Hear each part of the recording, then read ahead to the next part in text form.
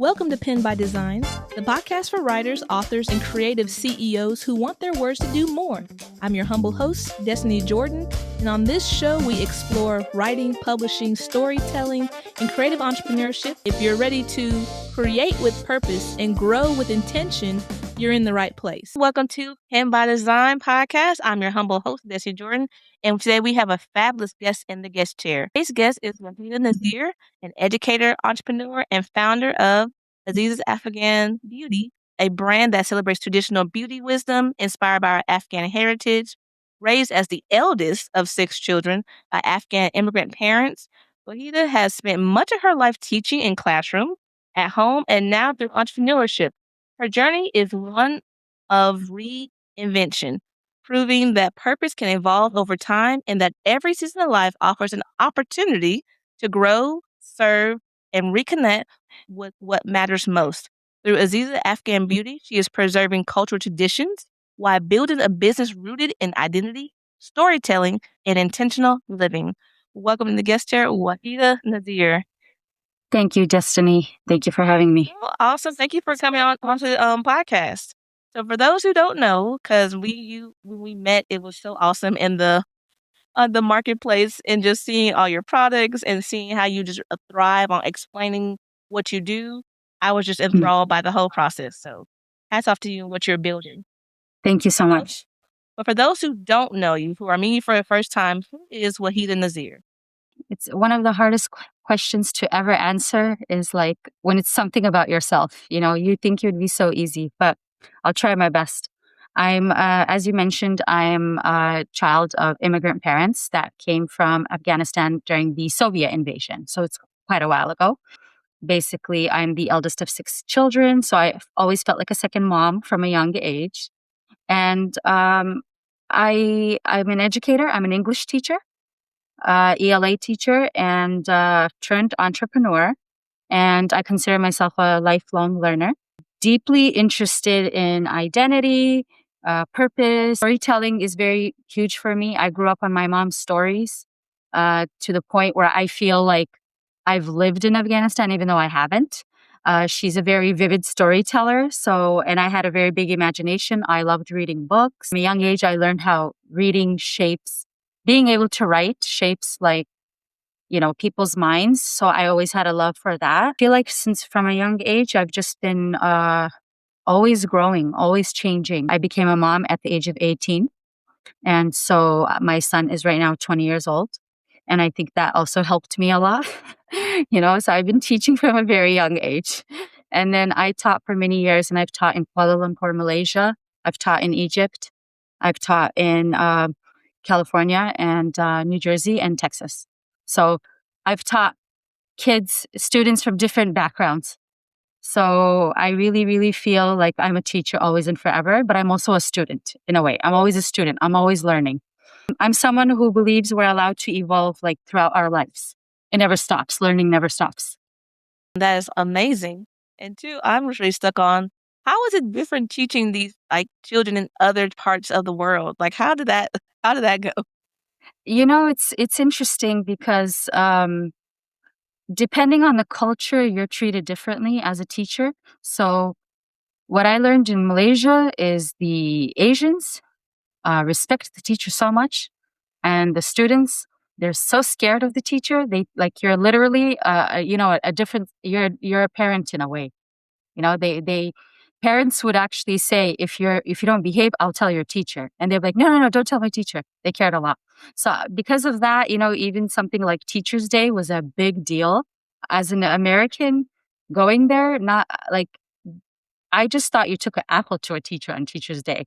But over there, I was bombarded with gifts and food and buffets. They took us out for lunch, and it was different. It was very different, yes. But it was a good experience. I loved New Jersey as well. I feel like that side of the U.S. is very different than the Western or Central U.S., more cultural. And something about the culture I felt connected to because I grew up in a very cultural household. So it was nice. It was nice. There was differences, but I think my favorite part of teaching, besides the obvious, teaching someone how to do something, and that seeing that growth within them is why I did it, why I put up with everything. But I think what I loved most was the connection, the community it created, the feelings and the emotions. And then next time I saw them anywhere, they'd be like, "Hi, teacher." And, I liked that feeling. I liked running into them a few years later and seeing what they've become. That, especially like when you say community, because really community is really the true essence of life. Like you really don't get very Yes, far by yourself. you really don't. I have a lot to say about community, but I'll stop right there for now. But I believe in it. So with that, also talking on community. So community brings you a lot of different experiences. So how did all these experiences you had shape to the woman, the educator, and the entrepreneur you just become? Um, it shaped me a lot because I slowly started realizing within teaching, it was a very gradual change, but at the end, it became like very clear to me that maybe, I don't have to just teach in this way. There's more than one way to teach. And the main thing I was loving in the classroom was the connection with the students, the connection with even the parents. So I realized I just like helping people. I like seeing people change and grow and transform into the best version of themselves. I always had many little coaching and counseling sessions with each child. And a teacher's never just a teacher. She's a nurse administering first aid, or he. Teachers are, at one point, me and my coworker were laughing. She was also a teacher. We're both like on a calculator, calculating grades, or, counting the money for the field trip or some event. And we're like, man, we feel like we're working at a bank, right? Because it was just dealing with numbers. And she's like, Waheda, we are not just teachers. We are babysitters. We are their counselors. We count their money and everything for them, and we're honest about it. And there was so much more than just a teacher. I threw birthday parties for them. I would take care of them when they needed a change of clothes. I had to do that. I had to become a mom. So I was like, no, I'm more than just a teacher. So I realized slowly and gradually, maybe it's not that I want to teach English, a specific subject, but I like to see human growth. And that slowly shaped me and brought me to the point where I started thinking a little bit outside of the box. How else, where else can I teach? It really did shape me because like you said, we need community. I would get feedback from a lot of people. When is your podcast starting? And I'm like, what podcast? When are you writing that book? And I'm like, what? So the feedback I got from the community also helped to shape me into, because sometimes, I mean, not sometimes, all the time, we don't believe in ourselves. We're like the harshest critics of ourselves. No one else, other people will see how great we are and they'll see our skills and our strengths, but we will be the one putting ourselves down. Like me, I don't see myself doing that. So we put ourselves in this box and we put like a label and a title, and we think that's the only thing we can be our whole life. And I think that's something that with time, with the community feedback, and, as you age, as you gain all these experiences in life, you start to question that belief of yourself, those limiting beliefs. Yeah. That's awesome. That's true. As like growing up, I feel like it's also, I think, also changing environment. So from where Mm, I moved really changed states. I changed states. okay. I Okay. feel like I have exploded in doing all types of things, meeting all different types of people, and having more unique experiences than where Yes. I came from. You need to get out of your comfort zone. And change is really hard. But I believe change is necessary if you want change in your life, if if you want to see things happen a little differently, if you want good things to come your way, new opportunities, you need to be okay with accepting change. You need to embrace change. I know it's scary, but it's just that first step. Once you do it, so the first time I moved from California, which everyone gets confused why I would move out of there, I always have people telling me, "Why'd you leave?" And I'm just like, every time I go back, everyone I knew is literally in the exact same position. I'm now telling them, leave, spread your wings, broaden your horizons. perhaps a marriage opportunity will arise. Perhaps a new career will come your way. Because they share with me sometimes certain things. And all I come back to is I'm so blessed to have had the opportunity to move around and be in different environments, because that shaped me and that made me realize there isn't just one way of living life, you know? And even education, I don't believe one type of education fits everybody. We're all so very different. Some people are homeschooled and they thrive with that. My mother was never educated, but you don't look at her and talk to her and think she's uneducated, because her type of education was different. She went through war. She had to raise 11 kids along with her mother. And she had to move from Afghanistan to Pakistan to the US. She had to start all over many times. And now when you speak to her, she's full of wisdom. She has so much to share. So I really question, one way of living, one size fits everybody. I just think you need to be open to change and just, I don't know how to say, but roll with the punches, We are all living different lives. It's going to look different from person to person. What success looks like for Destiny is different than what success looks like for Waheda or anybody else. Very true on that. Especially like when you're trying to, especially when you said that change aspect is kind of hard. It is hard to like think about like, how do I change? Do I really want to change? Because like you said, you saw your friend in California be in the same spot. It's kind of like, oh, it's kind of like you have an eye opening, like, oh my gosh, I could have been there too. I Yep. could have stayed right there and I would have known none the wiser. And so Exactly. how'd you kind of like pop your bubble to like kind of get out into the world and not remain where you were? At first, because I was quite young, I felt like it happened to me. I didn't make the decision. So, my spouse wanted to study abroad. So I just tagged along with my son. But while I was there, a few years into it, I started, instead of being like, oh, this is different, their food is different, they talk and act different, oh, I'm homesick. That definitely happened because you're only human.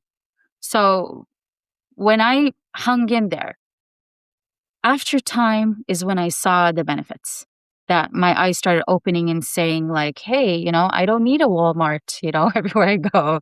I don't need, the particular type of coffee everywhere I go. Like, let's try something new. And even the people, like they spoke different language, they have different culture, their mannerisms, everything was different.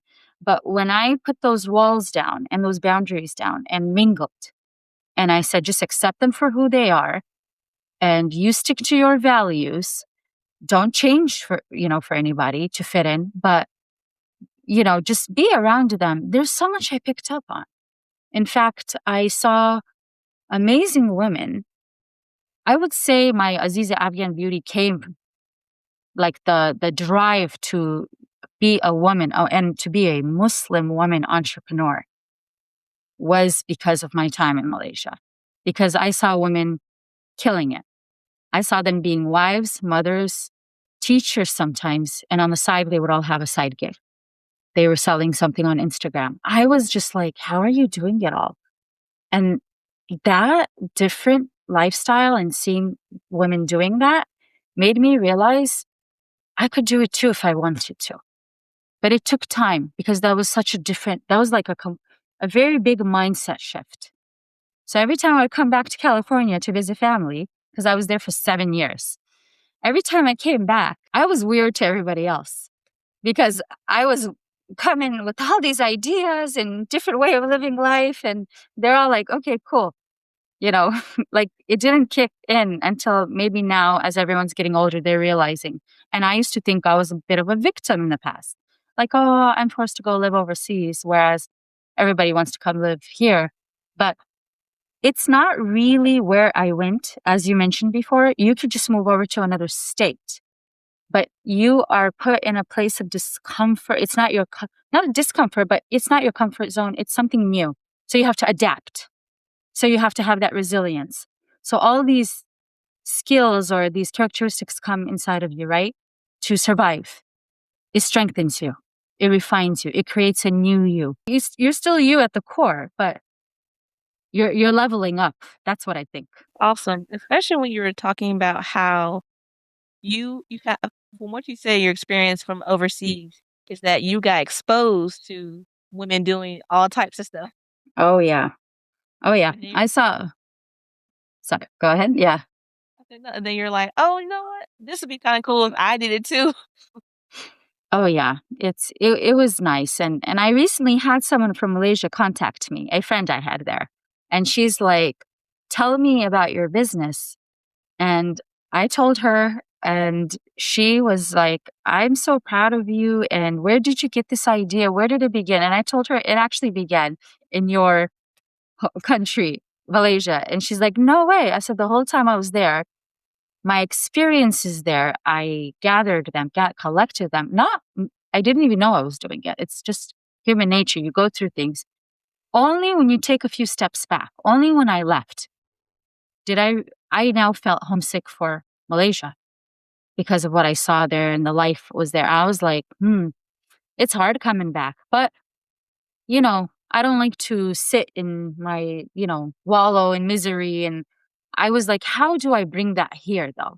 What I enjoyed over there, how do I bring it here? So seeing all those women not giving up on their values, and, if they were mothers, they were still mothers. If they were spouses, and they were still doing that whole cultural thing that I was used to.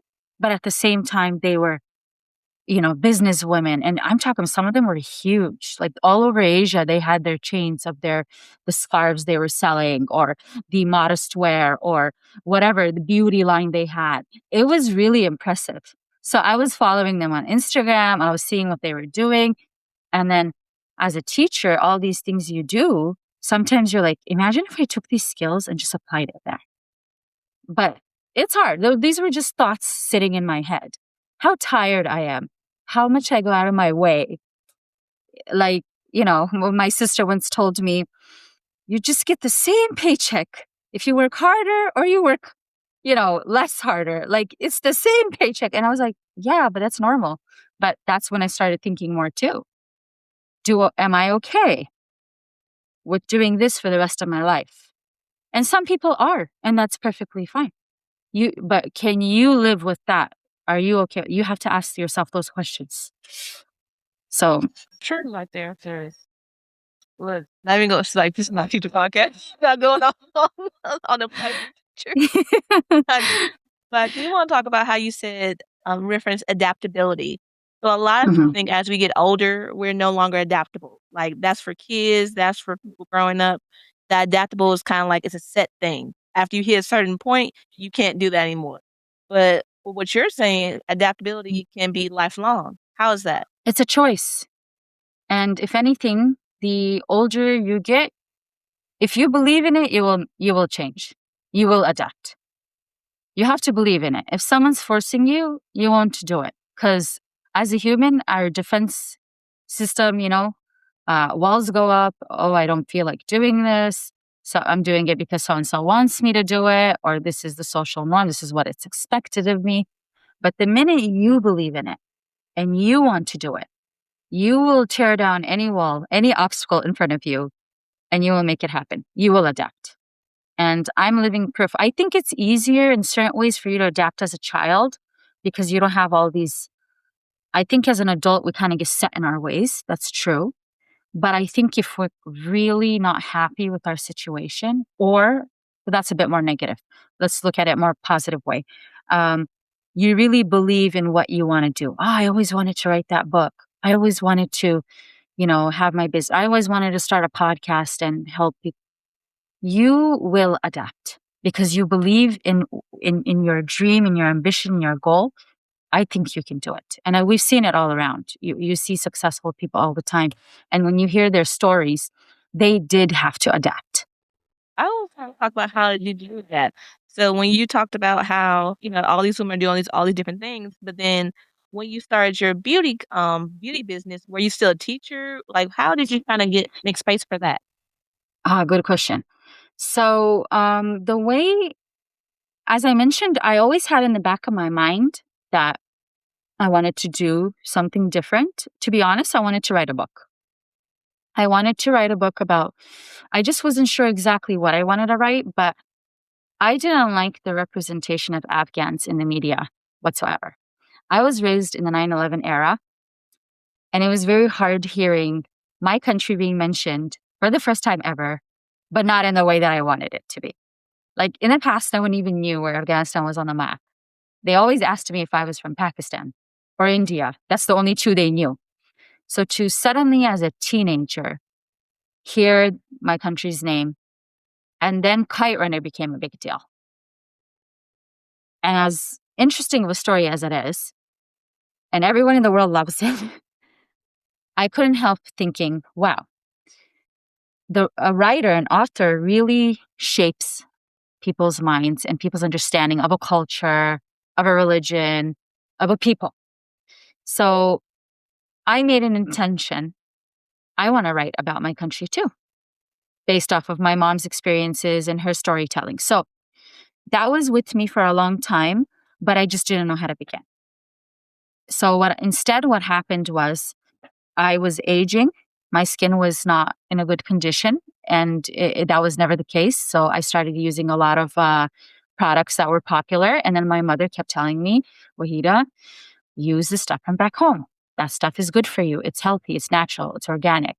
And I knew one of the items. I said, oh yeah, that white powder you always use. It kind of makes you look like a scary ghost. And then she would be like, no, but it's really good for you. So I got very desperate. And I said, Mom, can I have some of that stuff? I want to use it. And when I used it, I didn't like it as a powder. So I thought to myself, imagine if I turned this into a face mask, easy to apply. So one thing led to another thing. I started experimenting. I started using it on my own face. It wasn't until other people commented, what are you doing with your face? Because you used to have like the dark spots and, you were dealing with certain skin issues, and that doesn't seem to be the case anymore. And I told them, oh, really? You see a difference? I'm using this. And they were shocked. So after that, I started realizing, what if I start selling this? So I did it while I was teaching. So I didn't give up teaching. I didn't think this would go far. The idea of me becoming an entrepreneur, even though it was sitting in the back of my mind and I was following all these women that were doing that, I didn't see it as a reality for me.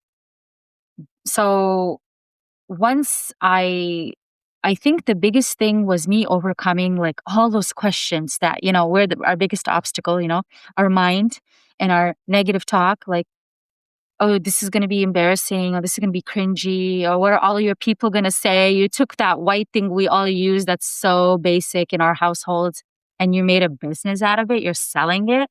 So there were a lot of questions, but yeah. And then I was also a perfectionist. So I was like, so what is the labeling going to look like? Do I have the money to invest into this? And I was like, you know what? Just start with one thing, start selling it with the people nearby and go step by step. I'm very shocked right now. Now I've completely changed the brand image, completely changed everything, the packaging, everything. But I always tell myself, imagine if you never started.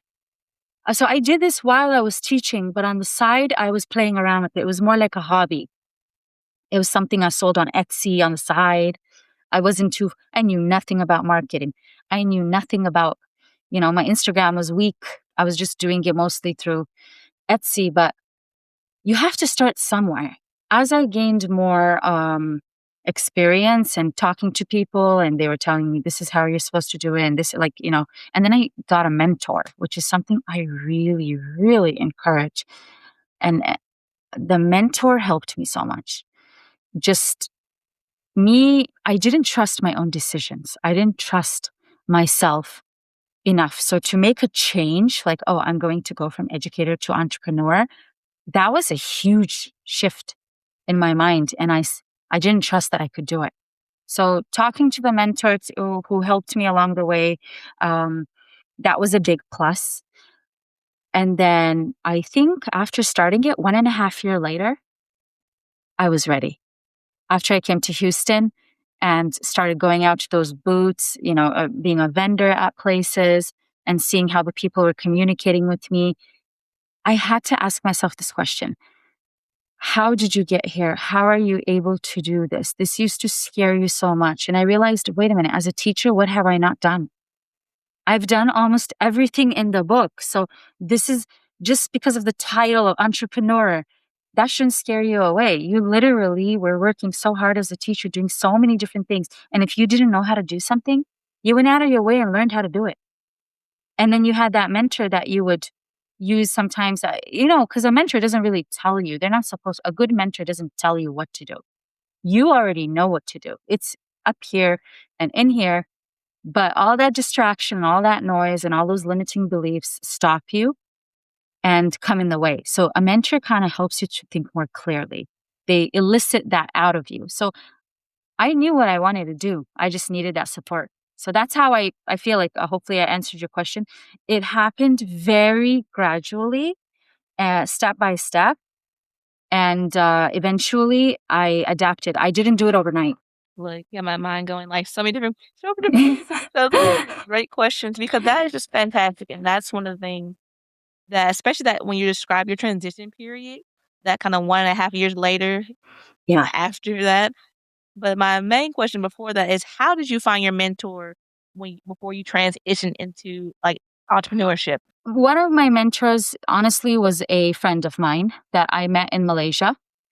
And we sort of stayed in touch. But there was a moment where we didn't connect anymore. I moved on with my life. I moved back to the US and she stayed there.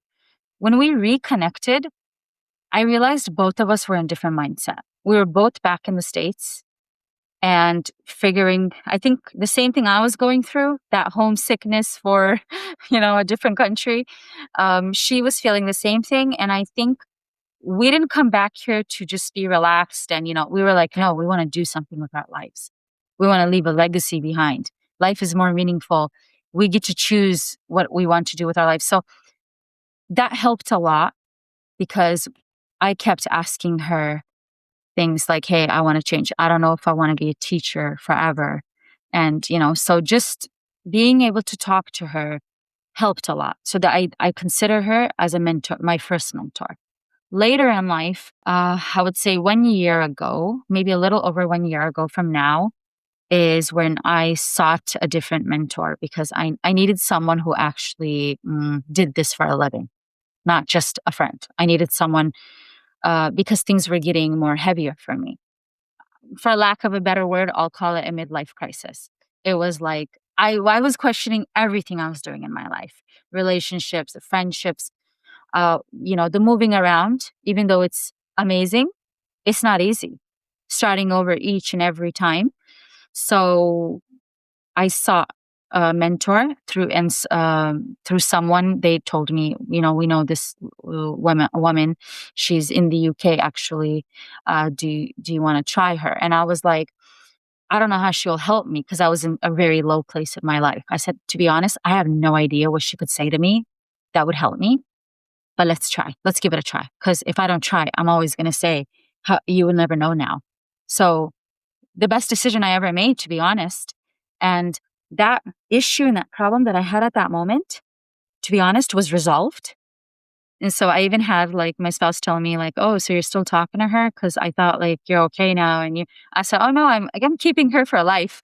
And I said, because as a human being, in the past, I feel like, I don't want to go too much into this, but going back to community. In the past, I feel like we had our uncle, our aunts and our grandmothers and our village, basically. So it was much more easier to seek advice and counsel. Whereas nowadays, you feel like you have to do everything solo. And if you don't and you ask for help, it's somehow you are a failure. And I think that is missing from our lives these days, where we don't have that community that we could go ask a question or seek support from. So then times have changed. It's a little different. If anything, you don't want your family to really know every single problem you go through. Because nowadays you just feel terrible going to the family get together and they know everything about you, and you're like, I wish I didn't tell them. And, so we like friends more nowadays, where we're like, yeah, let's just say it to the friends. And then when we come see family, they just see us as this successful person that's done A, B, C, D, But having a mentor, someone who's going to be very objective, because friends, sometimes they just tell you what you want to hear. Unless you have a really good friend, right? They sometimes seem to validate, even if you have a really wrong idea or thought, just to keep you happy, they'll sometimes say exactly what you want to hear. So to have someone that will be very, very straight with you, because you're paying them. And if you're not paying them, you can find someone that, then that's great. But if you're paying them, they know that's their job. So they're going to be very straight with you. And you bounce your ideas off of them. And sometimes hearing yourself speaking out loud helps a lot. You get the answer sometimes by just talking to them and knowing that they're not going to retaliate and say, but this, but that. With other people, sometimes if they're really close to you, they, without meaning to, they can start, it kind of feels like an attack. But why do you think that way? But this, but that. And maybe it's coming from a good place, but they're not trained to listen and to allow you to just take it all out. It's a form of journaling, but a journal doesn't talk back to you or tell you, maybe we should stop here and think a little different. Maybe we switch gears. So I personally have seen a lot of good from having a mentor. And I've had two different ones, one that I paid and one that's a friend/mentor. And they both helped me a lot. That's awesome. Especially just, I like how you said kind of connected back to that community and like kind of building your own custom village. Like Yes.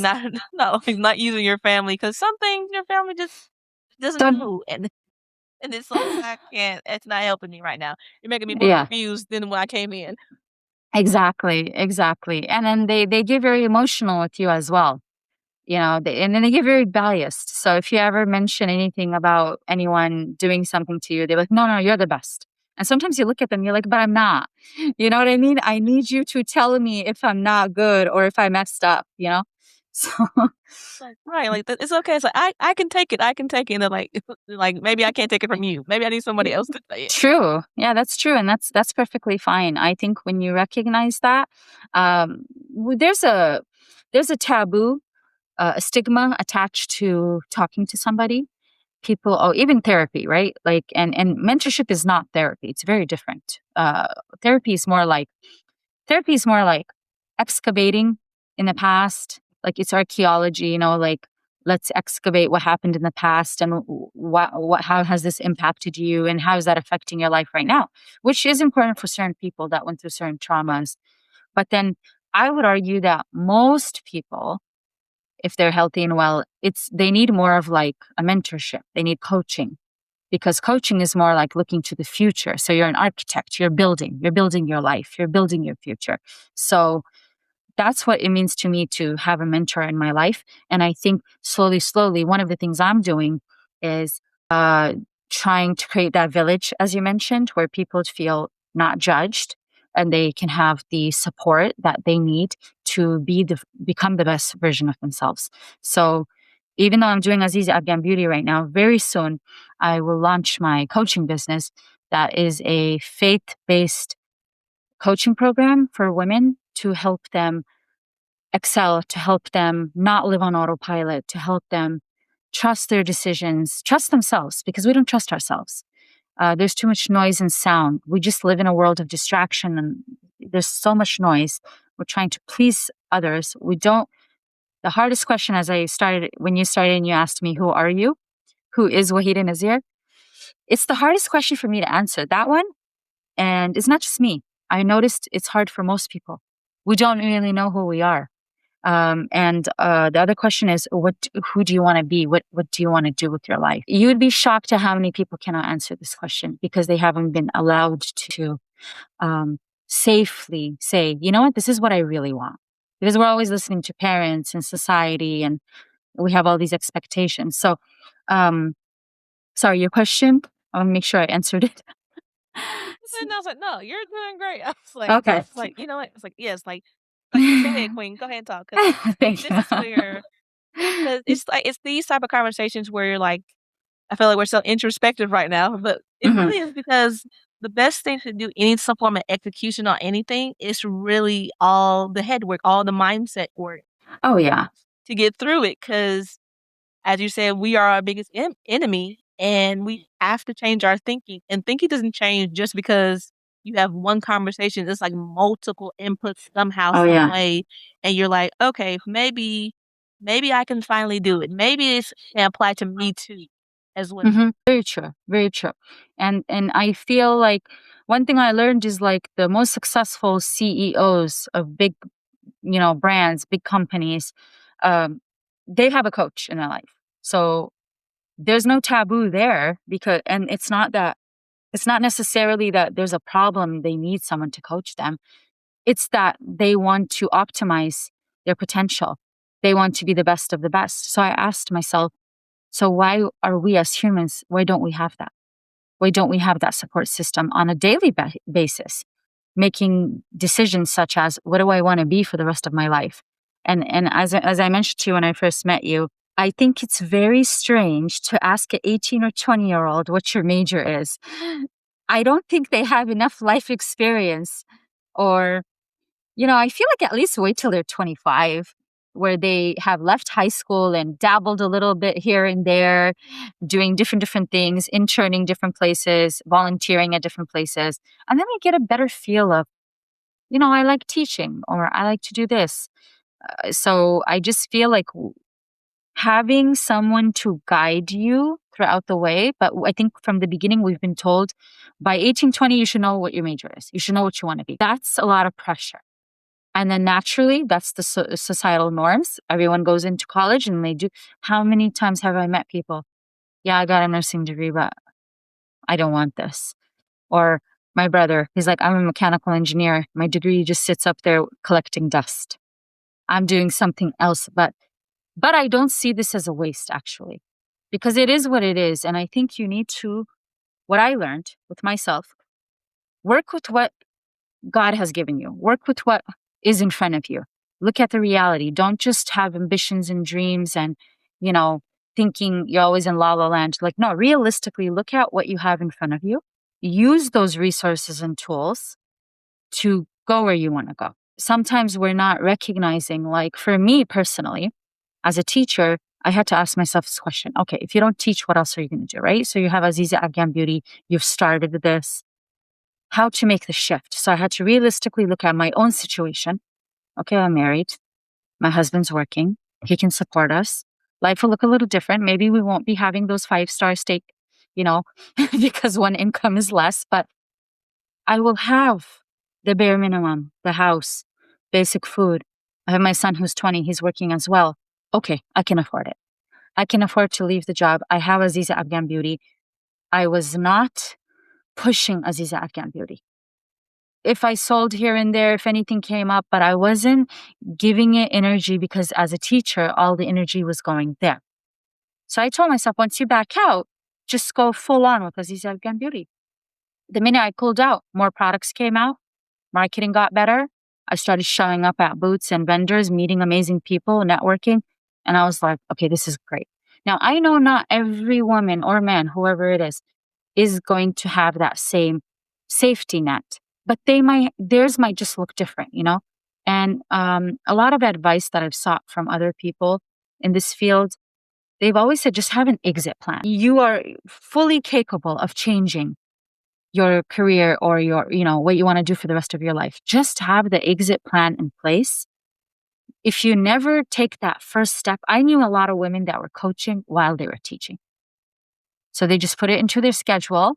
They were just doing it less, but they were definitely started. When they said they started realizing there was real potential there, that they built it, they've done the marketing, they've put together the curriculum. Teachers are really good at putting together a curriculum, a framework. So coaching is almost the same thing. So basically, when they felt confident enough and they said, okay, I've put something together, they used all summer, to, anytime they had a break, spring break, winter break, summer, because they made up their mind, I don't want to do this forever. So once you are sure, then you're going to put the plan into place to make sure it happens. And having a mentor along the way helps as well. But even if you don't have it, this would be my biggest advice, would be trust yourself, take the first step, and have a plan in place. That's all. Words of wisdom. I have 2 questions off of that whole comment. Okay. My first one is probably going to be controversial. So if you understand that this is my thought as being a teacher, is that not everyone needs to go to college. Like, not everyone has to go. For certain reasons, because some students I've had chance to teach, they're just good with their hands. They're like electricians or maybe plumbers or like carpenters. I was like, look, you don't have to go. You shouldn't have to go to college. You can go get you a trade and live a great life and either work for someone else for a while or eventually have your own business and you'll be set for life. And you've never touched a college campus because you didn't really have to. Whereas some kids, I'm like, you need to fly. If you want to be a doctor, if you really want to be a doctor, then yes, you need to go because I can't have you cut nobody open. That's so true. I agree with you. And you're absolutely correct that this is controversial. And I believe it's controversial because, again, it's this societal expectation. It's the norm that that's what you do. But you go to a different country and you see people that are successful and they didn't do it the same way. So you start questioning. That's why I really believe in traveling and meeting people from different backgrounds, because that's when you start questioning, right? So personally, I only went to my homeland once, my parents' country once. And obviously things are super duper different there. I saw little boys so street smart. They were so good in the marketplaces. I asked them, can I have a matching fabric with this fabric that I bought? I want to create the pants part. I need something matched. Oh, the way the boy so quickly grabbed it for me, he said, I'm going to go to my uncle's shop, which is on the other aisle. And he ran over there and he came back with the matching fabric. He's like, do you like this, miss? And I said, yes, I do. And then he's sitting there going like this, measuring it out with his arm because he knows how much 1 meter is. And then he's cutting it. And I'm looking at him and I'm like, how old is this kid? So, and then I asked the kid, do you go to school? And he's like, yes, I do. I said, so why are you here? He's like, school finished. So I came here. So I'm like, oh, so straight after school, you come to work. And he's like, yeah. I just sat there and I was talking to somebody. I said, even if he didn't go to school, he'd be set for life. This kid knows how to cut fabric and he knows how to sew. But the fact that he goes to school is extra. It's good. You have to know how to read and write, the basics. So my view on education is very different. I don't think one size fits all. Like I mentioned before, some people will be homeschooled. I've seen people attack homeschoolers as if something go wrong if they don't go to the normal public school. I'm like, if anything, they have a different experience. That's why at one point I heard Harvard and these big, universities, prestigious universities, a chunk of the students that the intake, they wanted them to be homeschoolers. There's a reason for that, because they think differently, because they were brought up differently, right? So I have a different view of school. I'm an educator. I'm always pro learning, pro educating. But what does education look like? I really think that's up to the parents or, the family members and the community, how they want to raise their kids. You cannot impose on a people. This is what education should look like. That's so I'm right there with you with the controversial view on education. I get it. Also, I just love how you mentioned that how Harvard wanted these homeschoolers. I was like, because there's the flip side is like the argument against homeschooling is because the kids are not socialized enough when they're homeschooled. Like if you just had one kid home, it's just you and your whoever is teaching you, look to be mom or they have a call to tutor or whatever, and that's kind of all you have. But of course, I had some friends who they were homeschooled, and they apparently homeschoolers have like a network in themselves where you can like get together and like one homeschool family could come join another homeschool family for like trips and whatever. I was like, oh, so they do get socialized then. Perhaps there were certain people that didn't do it that way, where they were alone all the time. So the concern is not like out of nowhere. It's not made up. I definitely think that is the case with some people. I personally had to advise some people that I knew. I said, you homeschool your kid? They're like, yes. And I'm like, can you please tell me, are you guys home all the time? And I said, don't do that. Like find a homeschool co-op. There are, I'm sure, other parents in your community that do it. So see, like sometimes you guys can go to each other's homes. Maybe those parents can teach them math and then you can teach them English or, I gave her different ideas because I've seen people do it once again in Malaysia, a very rich, very well-off family. I wanted to be their child. The way the kid was homeschooled, they were getting horseback riding lessons. They were, learning the Malaysian language. They were learning Arabic. They were learning French because the mother was French. The mother said, I teach them French and English. And then I get them tutors for those other languages.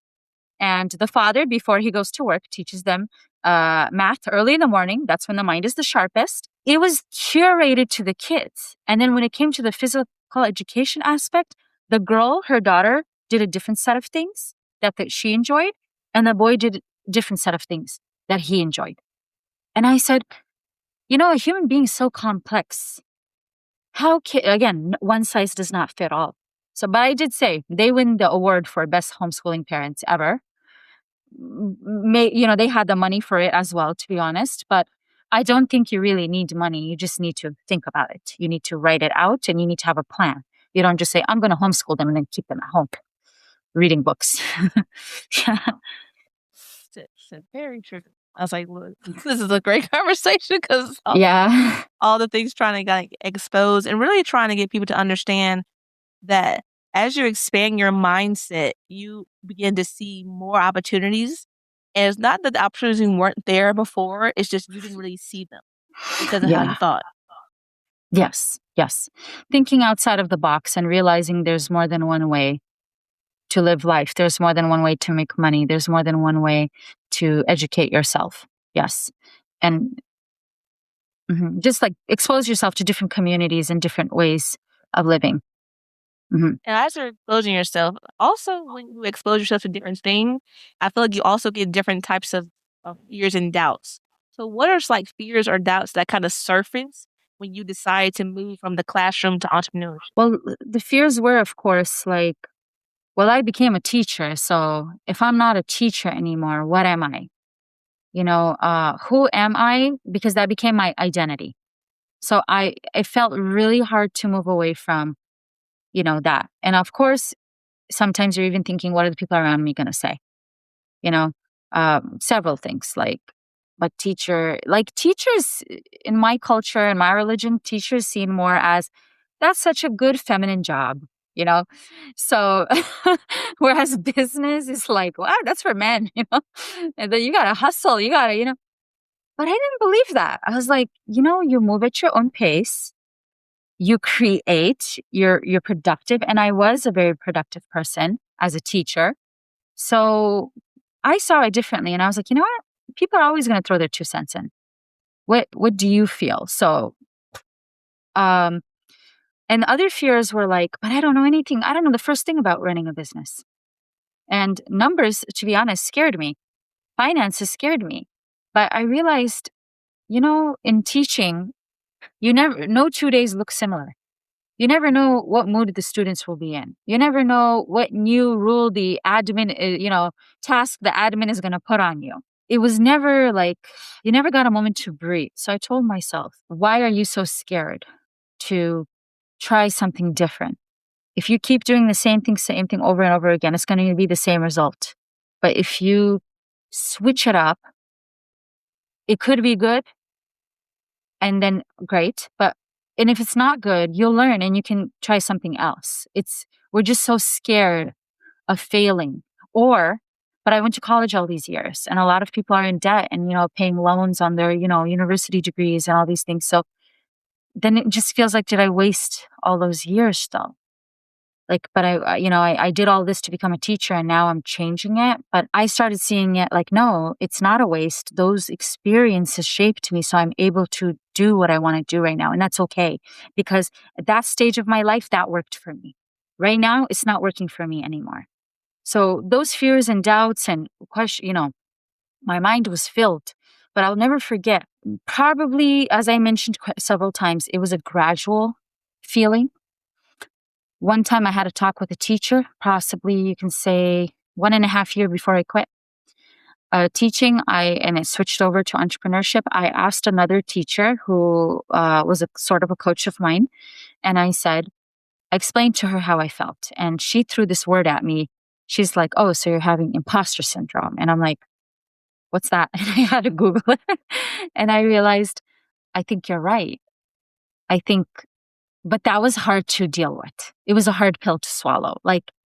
So then if I don't do this, then what am I meant to do? I don't really know. So that was the first time I started asking these serious questions. And then the second time, right before I walked away from teaching, they didn't give me the same position they were going to make me teach a younger set of students rather than my usual middle schoolers. Now, middle schoolers are hard to deal with, but they were my middle schoolers. I knew how to deal with them, and I enjoyed the interaction with them. Suddenly being put down all the way to second or third grade, I was like, this is not what I went to school for. This is not what I want to do. There's women who want to do that. There's men or women, teachers who love that, but that's not me. So that's when I started thinking, I even cried about it because it was hard for me. I said, how am I supposed to do this? I don't want to do this. And I had my husband tell me, if that's what you feel, then don't sign the contract. I was like, but then what would I do? So, okay. Once I signed the contract, I'll never forget one of my coworkers telling me, since you've signed that contract and you've said no, because there was still like 3 weeks of school left, they're like, you're walking differently. There's like a skip in your step. You seem happy. And I'm like, you know what? You're right. I feel like this huge weight was lifted off my shoulders. I was finally authentic and true to myself. I trusted my decision. In the beginning, it was hard. That change, that finally making the decision that I don't want this anymore was so hard, but it gets hard before it gets easy. And that's what I realized about everything in life. It gets hard before it gets easy. You just have to, the last leg of the race, just keep pushing, and then you're going to have the relief come over you. So that's kind of what happened with me there. I was like, oh my gosh, that is true. I really love how you kind of said how it's harder before it gets. It's never easy then hard. It's just oh yeah, you got to push through. But if you hadn't, so I want you to kind of imagine if you go back and speak to that version of yourself who was still teaching the classroom. What would you have told her? You're not stuck. You are the author of your own story. You can start over. Life is not over, I would say, trust yourself, trust your decision. You know what's the best for you. Don't let someone else dictate what you should do with your life. Like, trust your inner feeling. If you're waking up every morning and you're living on autopilot and you're not liking this and you're just going through the motions, I started snapping at people, and I don't do that. I started getting irritated, and I kept asking myself, this is not who I am. And that's when I was like, you're not being real with yourself. You're not being honest with yourself. You don't like this. You're not happy with this. It's not working for you. It's not serving you anymore. It did all those years. But the students also didn't deserve that. They deserved a teacher that wanted to be there, that was, enthusiastic about it. And I realized that wasn't me anymore. So, hard decision, but I would tell myself, it's okay to let go. It's okay to do something different. It's okay to listen to yourself. It's okay to listen to your heart. Don't feel guilty. This is not called a waste. You're not running away. You're not giving up. You're starting something new, and and it'll be beautiful. I really love that, because you're telling like, look, on the other side is a lot better than staying somewhere and you end up hurting yourself and the ones around you, because now you're mismatched. Yes, correct. Also, you told yourself another story, another way to get to the next point. And so we know here at Pen by Design, we kind of talk a lot about storytelling. Like, every business has a story behind it. So what story do you hope people experience when they encounter your brand? I'm hoping to share the story of the Afghan people from a different lens than they're used to. The beauty of the culture and the traditions, the wisdom of the people, and basically my parents' story and how war has taken all of this away from them. But even in the midst of war, how these people are resilient and holding on to, their truths, holding on to their beauty and the traditions and their values, and how that's a beautiful thing. And it might look foreign to someone from the outside, but if you let people be and just enjoy them for who they are and respect their way of life and their views on the world, and I, as I mentioned, I didn't like writing. So I was like, okay, maybe one day I will be able to write a book, but for right now, through Aziza Afghan Beauty, let me share a different perspective the Afghan women may not, majority of them, at least from certain parts of Afghanistan, don't have a formal education. But that does not mean they're not smart or wise. Does not mean that they're living meaningless lives. Everyone has their own story. And I sat with some of them and I heard their stories. And it really, really motivated me. I'm thankful for the opportunities that I have. And if they can't tell their story to the world, I would love to be the person to tell their story. So all these things I learn about the face mask and the scrub that's made from a white clay from Afghanistan, the way the women used it, the way the hair, the mud hair mask and the different things. And they believed in that natural beauty and even their medicines. I'm mind blown with how much they know about how to take care of a woman during that time of the month, and how after she has a baby, what she can and cannot eat, and the way they took care of the woman and, nursed her back into good health. My mom always tells me, she's like, I had 6 babies, which is a lot in the US, but she's like, I only had 6, but I feel broken, like the way my body feels. Like my mother, my grandmother, had 11 and she was strong as a rock. And I'm like, Mom, they just took care of the women differently there, the way they would take care of them. So these kind of things, knowing these things, I sometimes forget that only I know this. When I sit with others, they don't know this. So through, and my favorite way of selling is not online. It's through these booths and markets, because then we get to have these beautiful conversations with people and they get to understand the brand story and how Aziza Afghan Beauty, Aziza is my mom's name.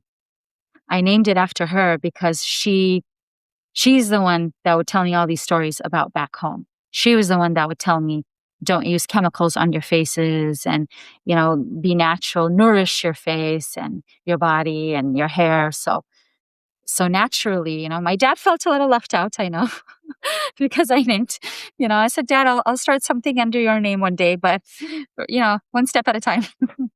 But, so this is kind of my story, but, I'm still getting it just right. How exactly do I want to share the story? But I do know somehow I want to. One day it'll be through a book, but for right now, it'll be through this brand. That's just a beautiful story. I just love how much you just appreciate your culture, your people, you're honoring your family. Like, that's just beautiful. I think that's probably one reason I stopped to talk to you when I met you. Yeah. It was just, you can just see how much love and appreciation you have for your brand. And that goes, there's no real enough amount of words to express how that feeling comes across. It's important to respect your culture and your roots, where you come from, because they shape you. So to me, not one culture is better than the other. I actually have a deep appreciation for anyone who speaks about their culture when they have respect for their roots. It's and I love storytelling as well. So I've been told I'm a good storyteller. So I need to write that book one day. You can dictate it, and I would just love to hear it. Sure.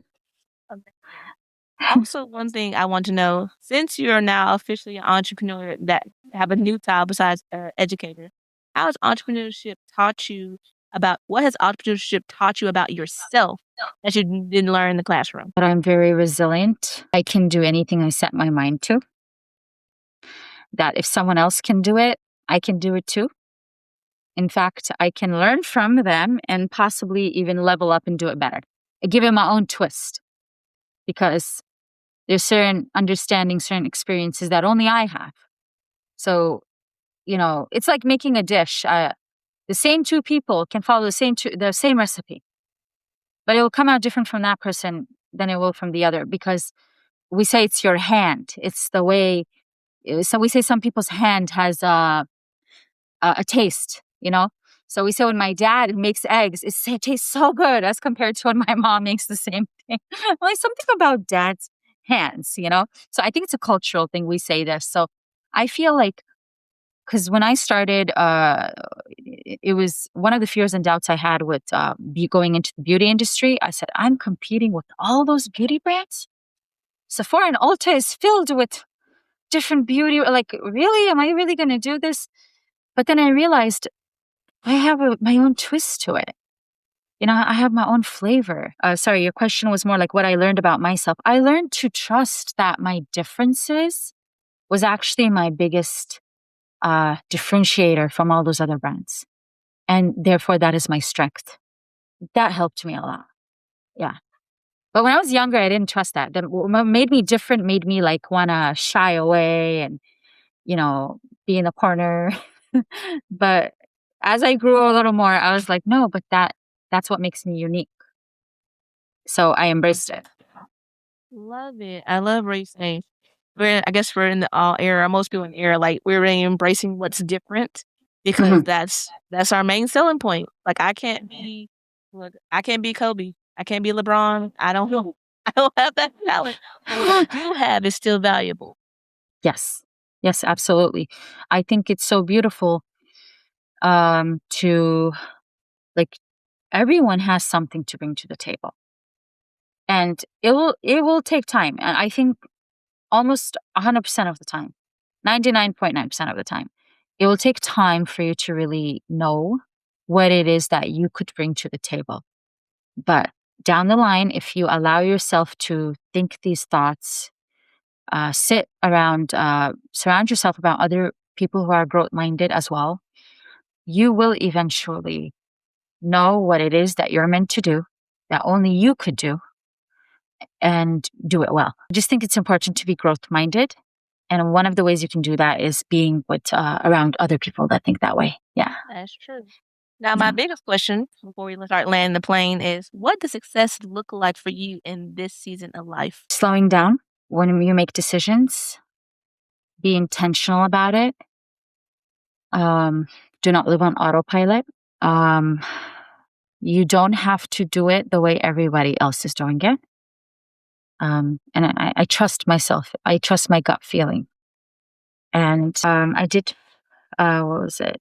Yeah, I think that's the main thing is it's okay for me to reinvent, switch gears, as long as I believe in it. I'm true to myself. I'm not lying to myself. I'm not living someone else's life. I realize that I'm living my own life. I'm the author of my own book. I get to write a plot twist anytime I want, you know? But I know someone might think, what do you mean slowing down? Because having a business, it's hustling, it's moving fast. Yes, it is. But I move at my own pace. I make decisions. I'm not here to make someone else rich. I'm not even aiming for to be rich. If it comes, wonderful, because money is a necessity in today's life. But that's not the main goal. I'm trying to live a very meaningful, purposeful life. So I have this checklist where I hold myself accountable. Like every now and then, sometimes I do it weekly. Sometimes I do it monthly. Stop, rethink, take a few steps back. And then having that mentor helps as well. Like help me to stick to what's important for me. Because sometimes you don't see it, that you veered way off the path that you wanted to take. So at one point you need a reality check.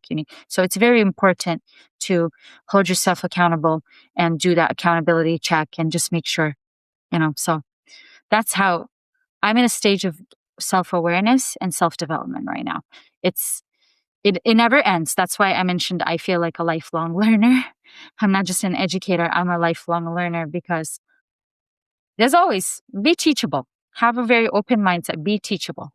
And that's where I'm at right now. I need to have you back because talk about especially being like having like self-awareness and all these reality checks and mindset. You need to come back. For sure. It'll be my pleasure. I have so many thoughts on that.